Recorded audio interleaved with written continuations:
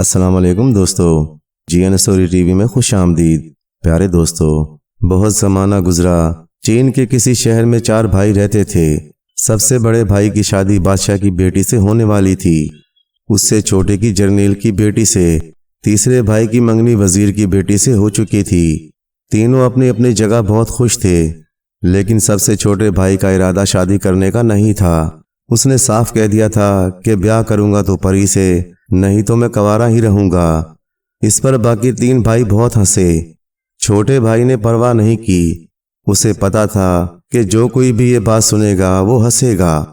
ان تینوں بھائیوں کی شادی ایک ہی دن ایک ہی جگہ ہونا طے پائی، اور وہ جگہ شاہی محل تھا۔ کچھ نہ پوچھئے کیسی زبردست تیاریاں ہو رہی تھیں۔ شادی کے روز محل امیروں وزیروں سے بھرا ہوا تھا۔ رنگا رنگ پوشاکیں محل کی شان و شوکت اور سجاوٹ کو دوبالا کر رہی تھیں۔ بہت بڑی دعوت کا انتظام تھا۔ اس رونق اور گہما گہمی میں چھوٹے بھائی کا دل بجھا بجھا سا تھا۔ وہ ان خوبصورت نظاروں کو بے دلی سے دیکھ رہا تھا۔ کچھ دیر بعد اس شور و گل سے تانگ آ کر وہ محل سے باہر نکل آیا۔ وہ چاہتا تھا شہر سے دور کھیتوں میں سیر کر کے دل کا بوجھ ہلکا کرے۔ جس سڑک پر وہ چل رہا تھا وہ ایک پل سے گزرتی تھی۔ یہ پل ایک ندی پر بنا ہوا تھا۔ چھوٹا بھائی پل پر کھڑا کافی دیر تک بہتے ہوئے پانی کو دیکھتا رہا۔ جب وہ دوبارہ چلنے لگا تو اس نے دیکھا کہ اس کے سامنے ایک بہت ہی خوبصورت لڑکی کھڑی ہے۔ اس کا رنگ ایسا گورا تھا کہ اسے دیکھ کر چاند بھی شرما جائے۔ چھوٹے بھائی کو یقین ہو گیا کہ یہ عورت نہیں، یہ پری ہے۔ اس نے لڑکی سے پوچھا، کیا آپ مجھ سے شادی کریں گی؟ اور جب لڑکی نے کہا کروں گی تو وہ خوشی سے پاگل ہو گیا۔ چھوٹے بھائی کو یہ خیال نہ آیا کہ یہ لڑکی ایک تندرست دیہاتن ہے اور اس کے ساتھ پیدل چل کر گھر پہنچ سکتی ہے۔ اس نے سوچا کہ اسے اچھے گھرانوں کی دلہن کی طرح ڈولی میں جانا چاہیے۔ یہ سوچ کر وہ بولا، تم یہیں کھڑی رہنا، میں ڈولی لے کر ابھی آیا۔ یہ کہہ کر وہ بھاگ کھڑا ہوا اور اتنا تیز دوڑ رہا تھا کہ پاؤں زمین پر نہ لگتے تھے۔ محل میں پہنچ کر وہ ہانپتا ہوا مہمانوں کے پاس گیا اور شور مچا دیا، مجھے دلہن مل گئی، مجھے دلہن مل گئی۔ مہمان کھانے پینے اور ہنسنے ہنسانے میں لگے ہوئے تھے، کسی نے اس کی طرف توجہ نہ دی۔ آخر اس نے ڈولی اٹھانے کے لیے 4 نوکر بلائے اور خوشی خوشی اپنی دلہن پری کو لینے چلا گیا۔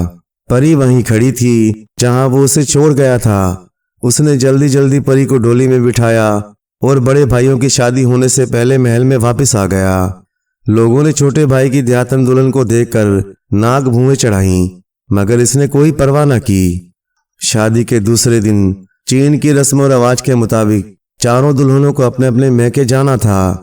وزیر اور جرنیل تو بادشاہ کے محل میں ہی تھے۔ بڑے بھائیوں کی تینوں دلہنیں تحفے لے کر محل میں گئیں۔ اب چھوٹے بھائی کی دلہن کہاں جائے، اس کا تو کوئی میکا بھی نہ تھا۔ باقیوں کے ساتھ وہ بھی محل میں چلی گئی۔ بادشاہ کی بیٹی نے چین کی سب سے اچھی چائے باپ کی خدمت میں پیش کی۔ دوسرے اور تیسرے بھائیوں کی بیویوں نے سب سے اچھی تو نہیں، البتہ بہت مہنگی چائے اپنے اپنے باپ کو تحفے میں دی۔ چھوٹے بھائی کی دلہن کے پاس عام سبز چائے تھی۔ جیٹھانیوں نے اس کا خوب مذاق اڑایا۔ کچھ ہی دن گزرے تھے کہ نئے سال کا جشن آ گیا۔ اس دن سارے بھائی اپنے اپنے سسرال سلام کرنے اور تحفے پیش کرنے کے لیے گئے۔ بیچارے چھوٹے بھیا کہاں جاتے، جی چھوڑ کر گھر میں بیٹھے رہے۔ دلہن نے پوچھا، آپ مبارکباد دینے محل میں کیوں نہیں گئے؟ میں کیسے جاؤں، غریب آدمی ہوں، تحفے کہاں سے لاؤں؟ چھوٹے بھائی نے اداسی سے جواب دیا۔ دلہن پری مسکرائی اور پھر بولی، میں بتاتی ہوں آپ کیسے جائیں۔ اس نے وہیں بیٹھے بیٹھے تنکوں کا گھوڑا بنایا اور اپنے مننے مننے پیروں میں بندھی ہوئی پٹی سے ایک چیتڑا پھاڑ کر چھوٹے بھائی کو دیتے ہوئے بولی، اس گھوڑے پر سوار ہو کر سمندر کے کنارے چلے جائیے اور یہ چیتڑا سمندر میں ڈال دیجیے۔ چھوٹے بھائی نے ایسا ہی کیا جیسے دلہن پری نے بتایا تھا۔ تنکوں کا گھوڑا اسے لے کر دوڑنے لگا۔ سمندر کے کنارے پہنچ کر اس نے چیتڑا سمندر میں ڈال دیا۔ اسی وقت پانی میں ایک راستہ بن گیا جس پر تنکوں کا گھوڑا آسانی سے دوڑ سکتا تھا۔ یہ گھوڑا چھوٹے بھائی کو کہاں لے گیا یہ ہمیں نہیں پتا، مگر وہ جب پلٹا تو خوشی سے مسکرا رہا تھا۔ اس کے ہاتھ میں چین کی سب سے اچھی چائے کا بڑا سا بنڈل تھا۔ یہ چائے بڑے بھائیوں کے سسرال میں بانٹی گئی۔ اب کوئی بھی چھوٹی دلہن کا مذاق نہیں اڑاتا تھا۔ چین میں نئے سال کی 14ویں دن نہایت خوبصورت اور قیمتی تحفے ایک دوسرے کو دیے جاتے ہیں۔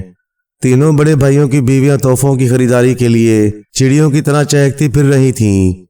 چھوٹے بھائی نے جب یہ دھوم دھام دیکھی تو اس کا دل ٹوٹ گیا۔ وہ خاموش بیٹھا سوچ رہا تھا کہ دلہن پری آئی اور بولی، سمندر کے کنارے جائیے، وہاں ایک صندوقچہ تیر رہا ہوگا، اسے اٹھا کر لے آئیے۔ چھوٹا بھائی سمندر کے کنارے گیا اور دیکھا سچ مچ سمندر میں ایک لکڑی کا صندوقچہ تیر رہا تھا۔ وہ پائچے اوپر کر کے پانی میں اترا اور صندوقچہ اٹھا لیا، لیکن یہ تو لکڑی کا ایک معمولی سا صندوقچہ تھا۔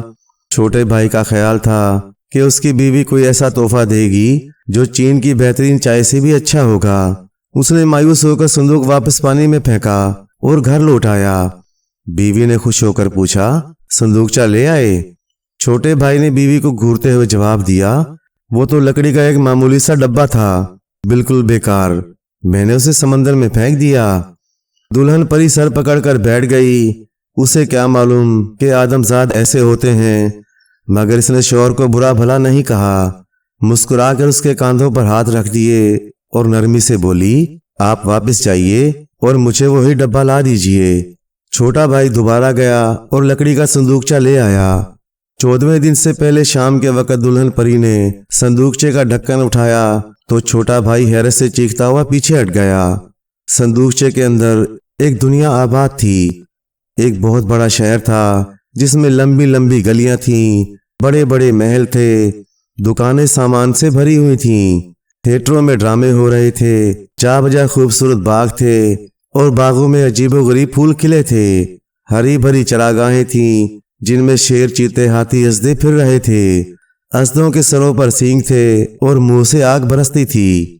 جب یہ دونوں میاں بیوی اس عجیب ملک سے واپس آئے اور دلہن پری نے صندوقچے کا ڈھکن بند کر دیا تو چھوٹے بھائی کو کتنی ہی دیر تک ہوش نہ آیا۔ اب کیا تھا؟ چھوٹے بھائی نے بڑے بھائیوں اور بھاوجوں کو یہ عجوبہ دکھانے کے لیے بلایا۔ دلہن پری نے صندوقچے کا ڈھکن اٹھایا۔ وہی شہر، وہی بھری بھری گلیاں جن میں لوگ رنگ برنگے لباس پہنے گھوم رہے تھے۔ چھوٹے بھائی کے تمام بھائی اور بھاوجیں اندر چلی گئیں۔ انہوں نے ہوٹل میں بیٹھ کر مزیدار کھانے کھائے، تلی ہوئی مچھلی، مرغ، بھونی ہوئی چڑیاں، بطخوں کے پنجے، کیکڑے، انڈے، مونگ پھلیاں، اخروٹ، غرض دنیا کی ساری نعمتیں پیٹ بھر کر کھائیں۔ کھا پی کر فارغ ہوئے تو وہ تھیٹر میں چلے گئے۔ وہاں ایسا ڈرامہ ہو رہا تھا جو انہوں نے پہلے کبھی نہیں دیکھا تھا۔ گپے لگاتے، کھاتے پیتے، مزے اڑاتے صبح ہو گئی۔ اب بجائے اس کے کہ چھوٹے بھائی کی بھاوجیں اس کا شکریہ ادا کرتیں، وہ جل بھن کر رہ گئیں۔ ان کے دلوں میں چھوٹے بھائی کی بیوی سے حسد اور نفرت پیدا ہو گئی، کیونکہ اس کے پاس جو تحفہ تھا اس کی کوئی مثال نہ تھی۔ تینوں نے اس کا ذکر اپنے اپنے باپ سے کیا تو ان کا بھی وہی حال ہوا جو بیٹیوں کا تھا۔ بڑے بھائیوں کو پھر اس جادو کے ڈبے کو دیکھنے کی خواہش ہوئی، لیکن بادشاہ نے ان کو جانے سے روک دیا۔ اس کا خیال تھا کہ ان کی جگہ وہ خود جا کر اس عجیب ڈبے کو دیکھے گا۔ اس کے جرنیل اور وزیر نے بھی اسے یہی مشورہ دیا۔ بادشاہ دل میں سوچ رہا تھا کہ اس صندوقچے میں جو ملک آباد ہے میں اس پر قبضہ کر لوں گا۔ جرنیل سوچ رہا تھا کہ یہ صندوقچہ جنگ کے لیے نہایت کارآمد ہوگا۔ اس جادو نگری کے بادشاہ کے پاس بہت بڑی فوج بھی ہوگی، میں جنگ جیتنے کے لیے اس سے مدد لوں گا۔ وزیر نے داڑھی پر ہاتھ پھیرتے ہوئے سوچا، اس شہر میں بہت سے امیر لوگ رہتے ہوں گے، میں ان پر ٹیکس لگاؤں گا اور اس رقم میں سے بڑا حصہ میری بھی جیب میں جائے گا۔ اپنی اپنی اسکیموں پر غور کرتے تینوں صندوقچے کی سیر کرنے پہنچے۔ بادشاہ کی اسکیم سیدھی سادی تھی۔ بھلا یہ کیسے ہو سکتا تھا کہ چھوٹے میاں بادشاہ سے زیادہ عیش و آرام سے رہیں؟ یہ ایسا جرم تھا کہ چھوٹے بھائی اور اس کی بیوی کو موت کی سزا ملنی چاہیے۔ جرنیل نے فیصلہ کیا کہ وہ فوج کی مدد سے چھوٹے بھائی کی بیوی کو مروا دے گا۔ وزیر نے سوچا کہ وہ بادشاہ کے چھوٹے بھائی اور اس کی بیوی کے بارے میں کوئی جھوٹی کہانی سنائے گا۔ اس طرح اس کے کہنے پر بادشاہ ان کو ملک سے نکال دے گا اور اتنی دور بھیج دے گا جہاں سے وہ کبھی واپس نہ آ سکیں گے۔ بادشاہ، جرنیل، وزیر، چھوٹا بھائی اور اس کی بیوی صندوقچے میں آباد شہر کو دیکھنے اندر چلے گئے۔ سب سے پہلے وہ محل میں گئے۔ محل میں کوئی بادشاہ نہ تھا جو ان کے استقبال کے لیے آتا۔ ہاں، نوکر چاکر دوڑے بھاگے پھر رہے تھے، تخت خالی پڑا تھا، بادشاہ نے آؤ دیکھا نہ تاؤ جڑ تخت پر بیٹھ گیا اور شربت لانے کا حکم دیا۔ پلک جھپکتے میں شربت حاضر کر دیا گیا۔ بادشاہ گٹاگٹ پیالے پر پیالے پینے لگا۔ درباری کھڑے دیکھ رہے تھے۔ بادشاہ نے نہ تو انہیں بیٹھنے کے لیے کہا اور نہ شربت پینے کی دعوت دی۔ بادشاہ کو اتنا ہوش کہاں تھا، وہ تو شربت پینے میں مصروف تھا۔ پیتے پیتے بادشاہ کے ماتھے پر سلوٹیں پڑنے لگی، ہونٹ بھنچنے لگے، آنکھیں مچنے لگیں۔ وہ سر کو جھٹکتے ہوئے سوچ رہا تھا کہ بزدل جرنیل اور بے ایمان وزیر اس کے جادو کے ڈبے کو ہتھیانے کی تدبیریں کر رہے ہیں۔ اگر یہ اپنی کوشش میں کامیاب ہو گئے تو کیا ہوگا، یہ مجھے مار ڈالیں گے۔ اس خیال کے ساتھ ہی اس کی انگلیاں مڑ گئیں اور چہرے کا رنگ بدلنے لگا۔ اس نے فوج کے کپتان کو حکم دیا، ان دونوں کو قتل کر دو۔ ایک ہی پل میں دونوں کے سر تن سے جدا ہو گئے۔ اب بادشاہ کے سامنے صرف چھوٹا بھائی، اس کی بیوی کھڑے خوف سے تھر تھر کانپ رہے تھے۔ بادشاہ شربت پیتا جا رہا تھا اور چور نظروں سے ان کی طرف دیکھ رہا تھا۔ اچانک دربار کے بڑے ہال میں کہیں سے پانی آنے لگا اور چکنے فرش پر پھیلنے لگا۔ پانی کی سطح ہولے ہولے اونچی ہونے لگی، یہاں تک کہ پانی چھوٹے بھائی اور دلہن پری کے ٹخنوں کو چھونے لگا۔ تخت پر بیٹھے بادشاہ کو بالکل معلوم نہ ہوا کہ ہال میں پانی آ گیا ہے۔ دلہن پری نے چھوٹے بھائی کا بازو پکڑا اور اسے ہال سے باہر کھینچ لائی۔ بادشاہ کو خبر تک نہ ہوئی۔ محل سے نکل کر وہ دونوں شہر کی گلیوں میں سے گزرے جہاں گھٹنے گھٹنے پانی کھڑا تھا۔ جادو کے صندوقچے میں سے باہر نکلنے تک پانی کمر تک پہنچ چکا تھا۔ صندوقچے سے باہر آ کر دونوں نے سکھ کا سانس لیا۔ باہر نکلتے ہی دلہن پری نے جھٹ سے صندوقچے کا ڈھکن بند کر دیا۔ بادشاہ تخت پر بیٹھا شربت پیتا رہا۔ پانی اس کے ٹخنوں سے گھٹنوں، گھٹنوں سے کمر تک اور کمر سے سینے تک آ گیا، یہاں تک کہ اس کے داڑھی کے بال بھی پانی میں تیرنے لگے اور پھر وہ پانی میں ڈوب کر مر گیا۔ پیارے دوستو، روپ نگر کا شہزادہ قاسم بہت خوبصورت مگر انتہائی بہادر اور دلیر تھا۔ اس کی عمر ابھی 18 سال ہی ہوئی تھی، مگر اس کی بہادری کے چرچے پوری دنیا میں پھیل چکے تھے۔ والدین کی اولاد نیری نہ ہونے کی وجہ سے وہ ماں باپ کی آنکھوں کا تارا تھا اور عوام کو بھی اس سے کافی پیار تھا۔ شہزادہ شکار کا بے حد شوقین تھا۔ ابھی اس کے کھیلنے کودنے کے دن تھے، چنانچہ صبح سویرے دوستوں کے ساتھ شکار پر نکل جاتا اور پھر شام کو ہی واپس آتا۔ اب بادشاہ اور ملکہ کو اس کی شادی کی بھی فکر ہونے لگی، کیونکہ شہزادہ زندگی کی 18 منزلیں طے کر چکا تھا، مگر شہزادہ قاسم اپنی پسند کی لڑکی سے شادی کرنا چاہتا تھا۔ بادشاہ اور ملکہ نے اسے کافی سمجھایا کہ اس معاملے میں بچے والدین کی مرضی کے پابند ہوتے ہیں، مگر شہزادہ ضدی بھی تھا۔ اس نے فی الحال شادی کرنے سے صاف انکار کر دیا اور بولا کہ جب اسے اس کی پسند کی لڑکی نظر آئے گی وہ شادی پر رضامند ہو جائے گا۔ ایک دن شہزادہ قاسم اپنے چند دوستوں کے ساتھ جنگل میں شکار کھیلنے کے لیے گیا۔ دوپہر تک وہ شکار کھیلتے رہے۔ جب ذرا آرام کرنے کا وقت آیا تو انہوں نے ایک جگہ ڈیرے ڈال دیے اور شکار کیا ہوا گوشت بھون کر کھانے لگے۔ ابھی کچھ ہی دیر گزری تھی کہ اچانک ان کے سامنے سے ایک ہرنی گزری۔ ہرنی بڑی عجیب و غریب تھی، اسے دیکھ کر سب لوگوں کا منہ حیرت سے کھل گیا۔ شہزادہ بھی اسے دیکھ کر حیران رہ گیا۔ ان کے حیران ہونے کی وجہ ہرنی کا چہرہ تھا جو انسانی تھا اور کسی انتہائی حسین و جمیل لڑکی کا معلوم ہوتا تھا۔ اس کی خوبصورتی دیکھ کر ہر ایک شخص دنگ رہ گیا۔ ہرنی تو ایک لمحے بعد ان کی نظروں سے غائب ہو گئی، مگر شہزادہ قاسم کا سکون لٹ گیا۔ اس نے اپنے ساتھیوں کو وہیں رکنے کا حکم دیا اور خود گھوڑے پر سوار ہو کر اسی طرف چل دیا جدھر اس نے ہرنی کو جاتے دیکھا تھا۔ گھوڑا دوڑاتے ہوئے وہ بار بار سوچ رہا تھا کہ اللہ نے یہ کیا چیز بنائی ہے کہ دھڑ تو ہرنی کا ہے مگر چہرہ اور سر لڑکی کا، اور لڑکی بھی لاکھوں میں ایک۔ آج تک شہزادہ قاسم نے اتنا حسین چہرہ نہیں دیکھا تھا۔ وہ تیزی سے گھوڑا دوڑاتا رہا۔ آخر اسے تھوڑی دیر بعد وہ ہرنی نظر آ گئی جو ایک درخت کے پاس کھڑی تھی۔ شہزادہ قاسم نے گھوڑا اور تیزی سے دوڑایا۔ ہرنی نے شہزادہ قاسم کو دیکھتے ہی تالاب میں چھلانگ لگا دی اور غائب ہو گئی۔ جب شہزادہ قاسم تالاب پر پہنچا تو ہرنی غائب ہو چکی تھی۔ شہزادے کو بہت افسوس ہوا کہ اس کی بھاگ دوڑ بالکل بیکار گئی۔ نہ جانے تالاب میں کیا تھا جو وہ پانی میں چھلانگ لگاتے ہی غائب ہو گئی۔ شہزادے نے تہیہ کر لیا کہ اس وقت تک تالاب سے قدم نہیں ہٹائے گا جب تک یہ خوبصورت لڑکی کے چہرے والی ہرنی اسے دوبارہ نظر نہیں آتی، اور اگر نظر آ گئی تو وہ اسے چھوڑے گا نہیں۔ شام ہونے لگی تو شہزادہ قاسم کے ساتھی اسے ڈھونڈتے ڈھونڈتے وہاں آ پہنچے۔ انہوں نے شہزادے کو واپس چلنے کے لیے کہا، مگر شہزادے نے انکار کر دیا۔ شہزادے کے ساتھی مایوس ہو کر واپس چل دیے۔ وہ سیدھے شاہی محل میں پہنچے۔ بادشاہ نے ان کے ساتھ شہزادے قاسم کو نہ پا کر بے چینی سے پوچھا، شہزادہ کہاں ہے؟ بادشاہ سلامت، وہ جنگل میں بیٹھا ہے اور واپس نہیں آنا چاہتا، وزیر کے لڑکے نے جواب دیا۔ بادشاہ سلامت حیران ہو کر بولے، کیوں؟ کیا ہوا اسے؟ وزیر زادے نے تمام ماجرا کہہ سنایا۔ بادشاہ بہت حیران ہوا اور کہنے لگا، میں خود جا کر اسے لے آتا ہوں۔ بادشاہ نے فوراً اپنے ساتھ سپاہیوں کا ایک دستہ لیا اور جنگل کی طرف چل دیا۔ شام ہو رہی تھی اور جنگل میں ہر طرف اندھیرا پھیل چکا تھا۔ سپاہیوں نے مشعلیں ساتھ لے لی تھیں۔ جنگل میں داخل ہوتے وقت انہوں نے مشعلیں جلا لیں اور شہزادے کو تلاش کرنے لگے۔ تھوڑی دیر بعد وہ تالاب کے پاس پہنچ گئے۔ شہزادہ تالاب کے کنارے بیٹھا اسی کی طرف دیکھ رہا تھا۔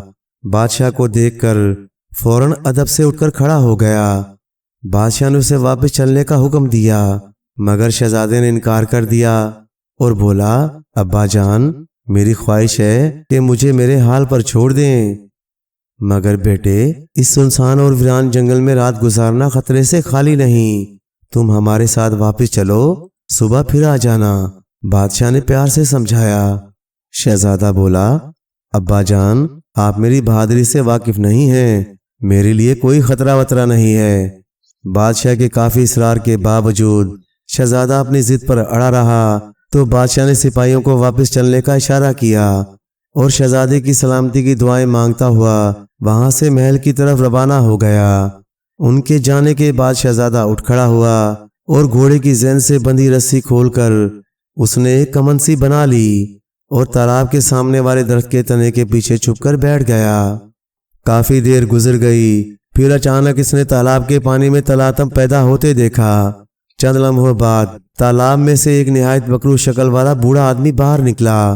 اس کے گلے میں ہڈیوں کی مالا تھی اور اس نے سیاہ رنگ کا لبادہ پہن رکھا تھا۔ شہزادہ قاسم اسے دیکھ کر بہت حیران ہوا کہ یہ جادوگر نما بوڑھا اب تک پانی میں کیا کر رہا تھا، آخر یہ چکر کیا ہے؟ پھر اس کے دیکھتے ہی دیکھتے وہ بوڑھا آدمی کسی طرف چلا گیا۔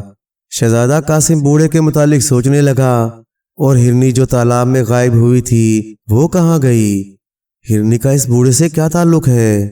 تھوڑی دیر کے بعد اس نے پھر پانی میں ہلچل دیکھی اور چند لمحوں بعد تالاب کے پانی میں ایک خوبصورت لڑکی کا چہرہ باہر نکلا۔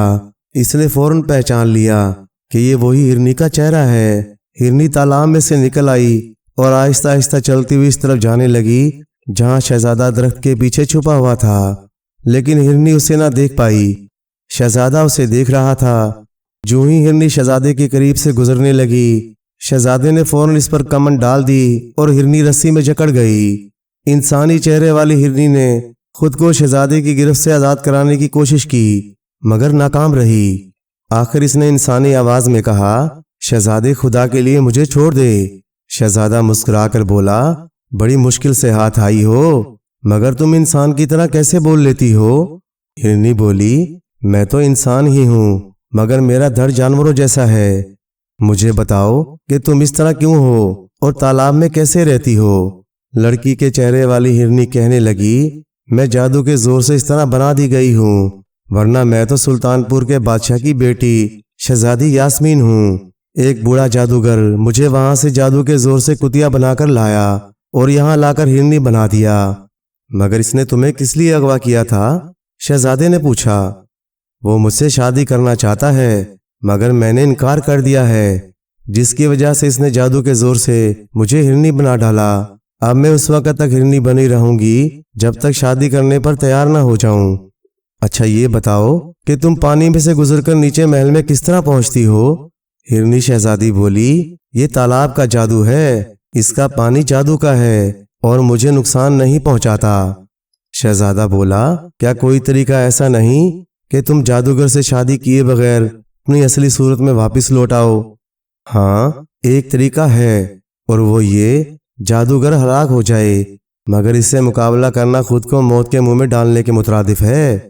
یہ تم مجھ پر چھوڑ دو، صرف اتنا بتا دو کہ وہ آتا کس وقت ہے۔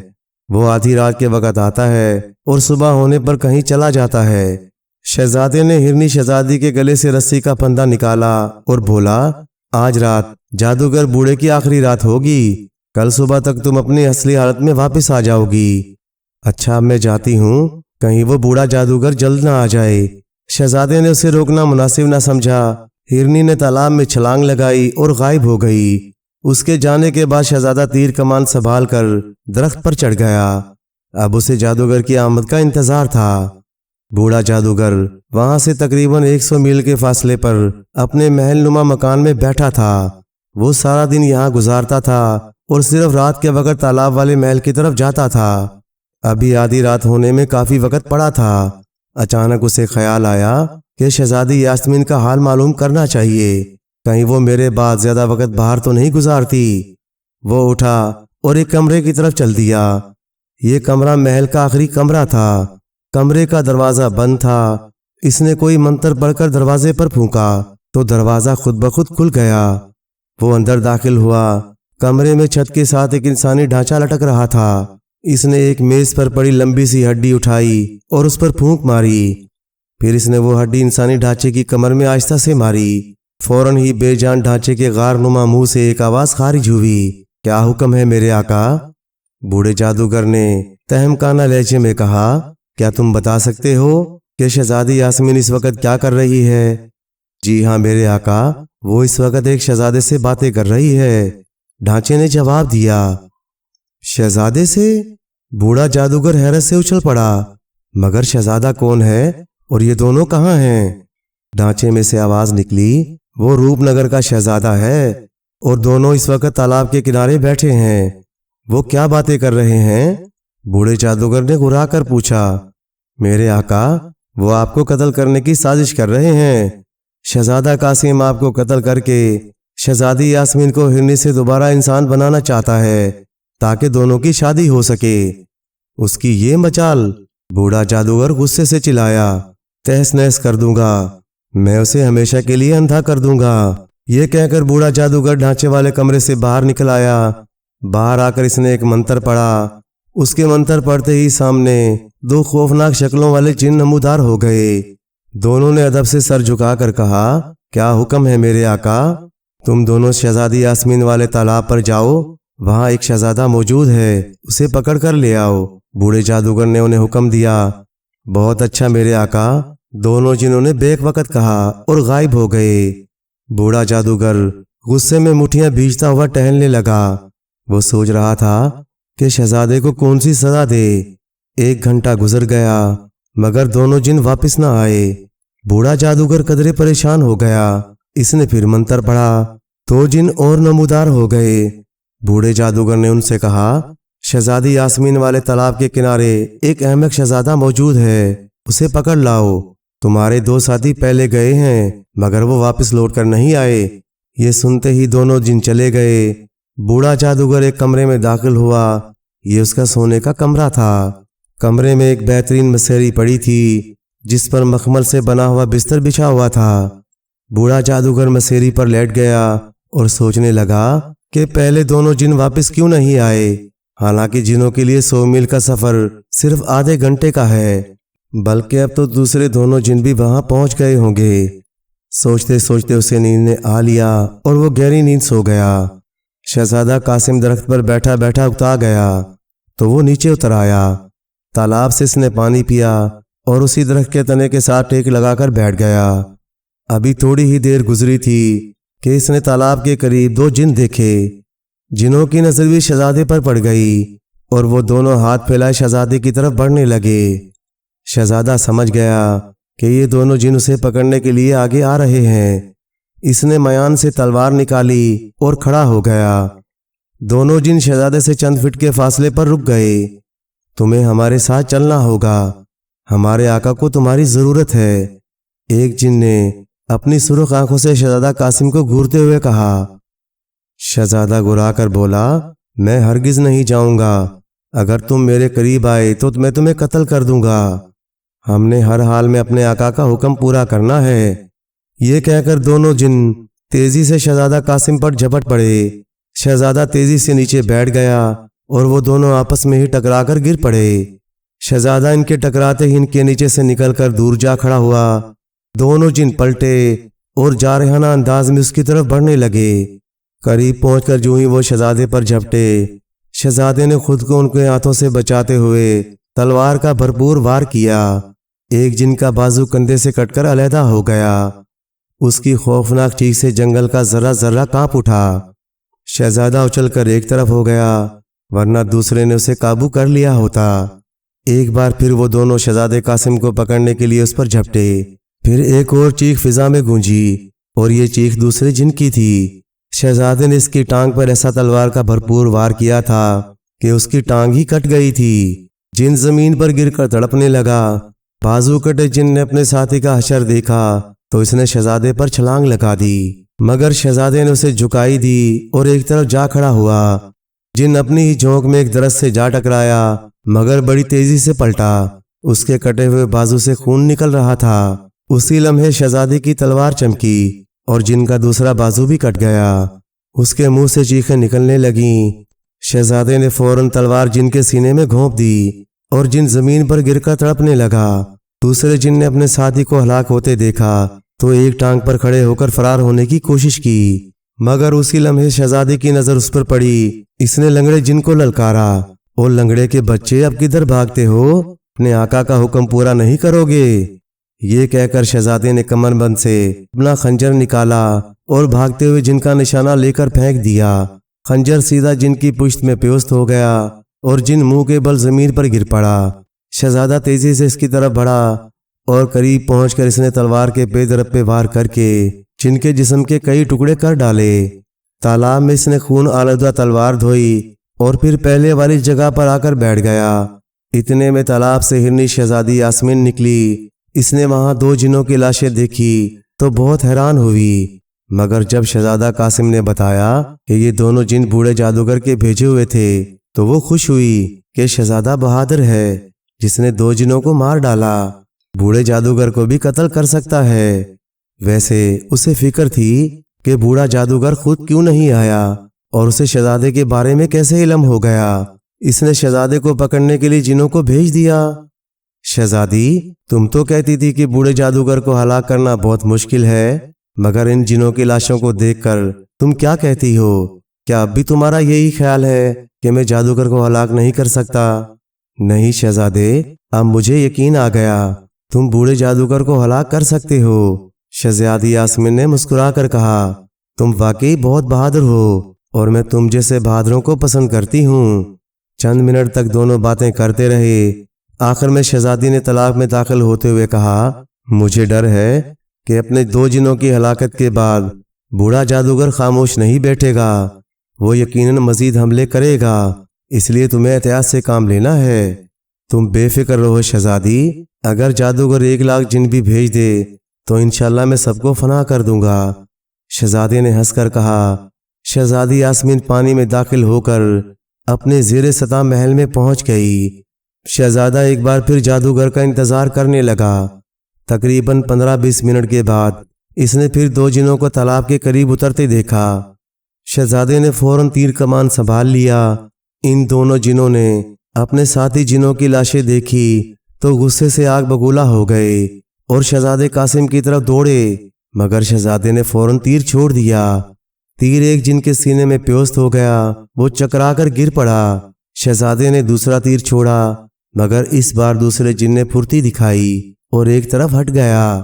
تیر اس کے قریب سے گزر گیا۔ پھر اس سے پہلے کہ شہزادہ تیسرا تیر چھوڑتا، جن اس کے سر پر پہنچ گیا۔ شہزادے نے خود کو بچانے کی کوشش کی، مگر جن نے اسے اٹھا کر بڑے زور سے زمین پر پھینکا۔ تیر کمان شہزادے کے ہاتھ سے چھوٹ گیا، مگر زمین پر پہنچنے سے پہلے ہی اس نے کلا بازی کھائی اور سیدھا پاؤں کے بل زمین پر آ کھڑا ہوا۔ پھر جلدی سے اس نے خنجر نکال لیا۔ جن دوبارہ اس کی طرف لپکا مگر جو ہی وہ شہزادے پر جھپٹا، شہزادے نے خنجر سے اس پر حملہ کر دیا۔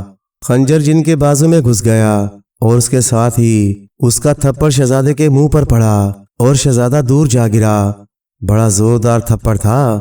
شہزادے نے ہاتھ میں پکڑا ہوا خنجر جن پر کھینچ مارا۔ خنجر جن کے دوسرے بازو میں کھپ گیا اور اس کے منہ سے نکلنے والی چیخوں نے پورے جنگل کو ہلا کر رکھ دیا۔ شہزادہ تیزی سے اپنی گری ہوئی تلوار اٹھانے کے لیے لپکا، مگر اسی لمحے جن نے ایک طرف دوڑ لگا دی اور چند ہی لمحوں میں شہزادے کی نگاہوں سے اوجھل ہو گیا۔ شہزادے نے اسے بھاگتے دیکھ کر زوردار کہکا لگایا، مگر اس کا پیچھا نہ کیا، کیونکہ رات کے اندھیرے میں وہ اس کو اس گھنے جنگل میں کہاں تلاش کر سکتا تھا۔ وہ اٹھا اور اس نے میان میں تلوار ڈالی، تیر کمان اٹھایا اور خنجر سنبھالتا ہوا ایک درخت پر چڑھ کر بیٹھ گیا۔ اسے یقین تھا کہ فرار ہونے والے جن سے تینوں جنوں کی ہلاکت کی خبر سن کر اس بار بوڑھا جادوگر خود ہی دوڑا چلا آئے گا۔ زخمی جن کو دیکھ کر پہلے تو بوڑھے جادوگر کو آنکھوں پر اعتبار نہ آیا۔ وہ تصور بھی نہیں کر سکتا تھا کہ اس کے طاقتور جنوں کو کوئی انسان نقصان پہنچا سکتا ہے۔ اس نے زخمی جن سے پوچھا، کیا بات ہے بھائی، تمہیں کس نے زخمی کیا ہے؟ میرے آقا، شہزادہ قاسم نے زخمی کیا ہے۔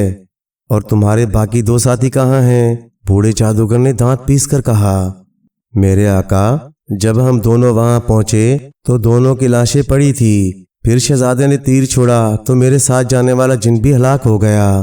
میں نے شہزادے کو پکڑنے کی کوشش کی، مگر وہ بہت پتلا ہے، اس نے خنجر سے میرے دونوں بازو زخمی کر دیے۔ میں لڑنے کے قابل نہ رہا تو میں وہاں سے بھاگ کر یہاں آ گیا تاکہ آپ کو اطلاع دے سکوں۔ جن کی زبان سے اپنے تینوں جنوں کی ہلاکت کا سن کر بوڑھے جادوگر غصے کے مارے کانپنے لگا۔ اس نے غرا کر جن کی طرف دیکھا اور اس پر پھونک ماری۔ جن فوراً ہی آگ کے شعلوں میں گر کر جلنے لگا۔ اس کے منہ سے ہیبت ناک چیخیں نکل رہی تھیں۔ بزدلوں کا یہی انجام ہونا چاہیے، بوڑھے جادوگر نے ہنستے ہوئے کہا۔ غضب خدا کا، ایک انسان نے 3 جن ہلاک کر ڈالے اور تم اپنے ساتھیوں کا بدلہ لینے کے بجائے یہاں بھاگ کر آ گئے۔ جن آگ میں جل کر راکھ ہو گیا تو بوڑھے جادوگر نے دل ہی دل میں کہا، اب میں خود شہزادے کے مقابلے پر جاؤں گا اور اسے ہلاک کر کے رکھ دوں گا۔ تقریباً آدھی رات کے وقت اس نے ایک آدمی کو تالاب کی طرف بڑھتے دیکھا۔ وہ سمجھ گیا آنے والا بوڑھا جادوگر ہے، چنانچہ اس نے نشانہ لگا کر تیر جادوگر کو مارا۔ کمان سے نکلا ہوا تیر سیدھا جادوگر کی کمر میں پیوست ہو گیا۔ بوڑھے نے درد سے چلاتے ہوئے ادھر ادھر دیکھا، مگر شہزادے نے فوراً دوسرا تیر چھوڑ دیا۔ اتفاق سے دوسرا تیر بوڑھے جادوگر کے سینے میں پیوست ہوا اور وہ زمین پر گر کر تڑپنے لگا۔ جادوگر کا سر دھڑ سے الگ ہوتے ہی تالاب کے پانی میں طوفان سا آ گیا۔ پھر شہزادے کے دیکھتے ہی دیکھتے تالاب غائب ہو گیا اور وہاں ایک انتہائی خوبصورت لڑکی کھڑی دکھائی دی۔ وہ ہرنی شہزادی تھی، مگر اب وہ ہرن کے روپ میں نہیں تھی، اب اسے شہزادی یاسمین کہا جا سکتا تھا۔ شہزادے نے شہزادی کو اپنے پیچھے گھوڑے پر بٹھایا اور اسی وقت شاہی محل روانہ ہو گیا۔ بادشاہ اور ملکہ نے شہزادے کو اس طرح اچانک محل میں پایا تو بہت خوش ہوئے۔ جب انہیں ہرنی شہزادی کی داستان کا پتہ چلا تو وہ بھی بہت حیران ہوئے۔ شہزادے قاسم نے اپنے والدین سے کہا کہ وہ شہزادی یاسمین سے شادی کرنا چاہتا ہے۔ ملکہ اور بادشاہ شہزادی یاسمین کی خوبصورتی سے بے حد متاثر تھے۔ پھر وہ تھی بھی ایک بڑے ملک کی شہزادی جس کے والدین اس کی جدائی کے غم میں گل گل کر مر چکے تھے۔ 2 دن بعد شہزادے قاسم اور شہزادی یاسمین کی شادی بڑے دھوم دھام سے ہو گئی۔ پیارے دوستو، کہانی اچھی لگے تو لائک کریں، چینل کو سبسکرائب کر دیں اور مزید اسی طرح کی قصے کہانیاں دیکھنے کے لیے دیکھتے رہیں GN اسٹوری TV۔ شکریہ۔